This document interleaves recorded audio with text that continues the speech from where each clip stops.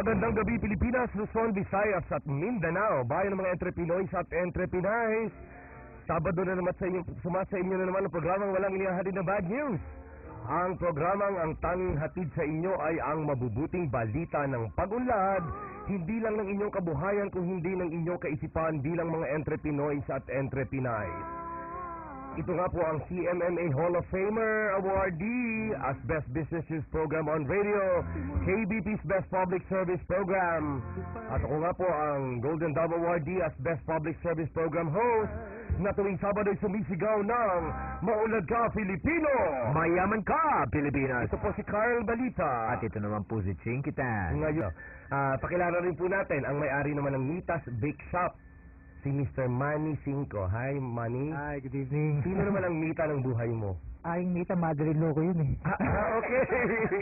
Mother-in-law talaga lang. Actually, yung Mita kasi, Manita in Spanish. And then yung mga anak ko, ang tawag sa late mother-in-law ko was Mita. Okay. So, ang mga anak ko nagpangalan nung Mitas Bake Shop. Gano'n na katagal po ang Mitas Bake Shop? Bago lang kami, Carl, noong 2007 lang. Alright, isang matagal na, isang bago. Magandang Magandang ano yan, pag-usapan. Magandang pag-usapan. Si Manny muna. Oo. Manny kasi yung kanya talaga bake shop eh. Oo. Actually, hindi kami bake shop. Nagpo-produce kami, may komisaryo ako sa bahay, and then, niyadala ko sa mga outlets. Okay. At sila nagbebenta. Kasi itong Mitas, ito yung nasimula ng aksidente. Paano? Kasi nasa ibang negosyo rin ako katulad ni Chito. Ibang negosyo ko for 15 years, and then nung 2006, biglang nagsara ako ng negosyo, and then nag-isip akong kami mag-asawa kung ano magandang magiging business na nasa bahay. At since maraming kumakain ng mga kaibigan sa bahay, binuyo naman kami na gawing business nung amin. So may skills kayo nung panahong yun? May Yung, kakayanan kayo? Yung misis ko, mahilig, si Nika, mahilig siya mag-bake. Okay. Ako naman, I spent 10 Pero ang years. baking niya siguro cakes, hindi yung Hindi, pandesal. cookies. Cookies, Kaya ang okay. Mitas, ang concentration namin, cookies. Alright, okay. Mga cookies kami. Patingin nga po, pakita natin yung product. Ito Ito cookies. yung oatmeal.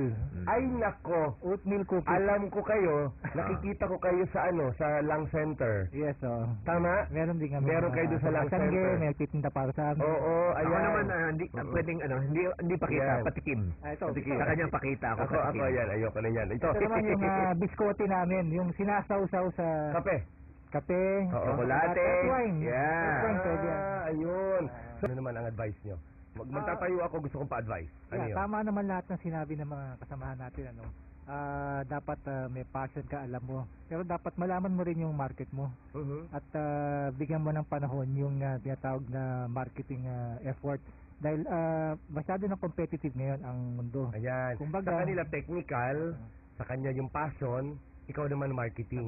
Siguraduhin mo na handa kang ibenta yung masarap mong tinapay. alam mo yung Oo. binibenta mo. At ikaw, paano mo natutunan yan? Were you a marketing person before? Yes, noong 1980s, 10 years ako nasa advertising. Ayun. Kaya palang ganda ng Packaging. Kaya palang maganda ang packaging.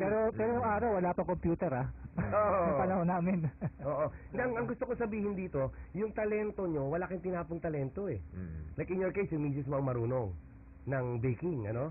Pero ikaw, yung advertising knowledge mo, yun naman ang in-apply mo. I'm sure yung packaging na ito, ikaw may Yes, konsepto nito. kami ng misis ko. Yeah. And you're into marketing. Yes, Oo. So, at sa mga interesado naman sa inyong negosyo, Mitas Bake Shop, pwede rin maging dealer, di ba?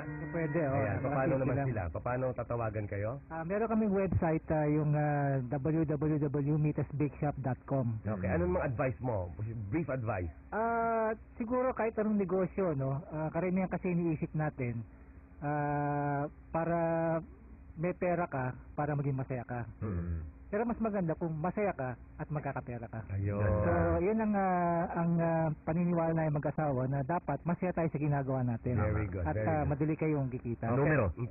Sabi po ang inyong naging ka-entrepinoy, sa tuwing Sabado ay sumisigaw ng Maunlad Ka, Filipino. Mayaman ka, Pilipinas. Ito po si Carl Balita. At ito naman po si Ching Hanggang Kitan. sa susunod na Sabado sa Radio Negosyo.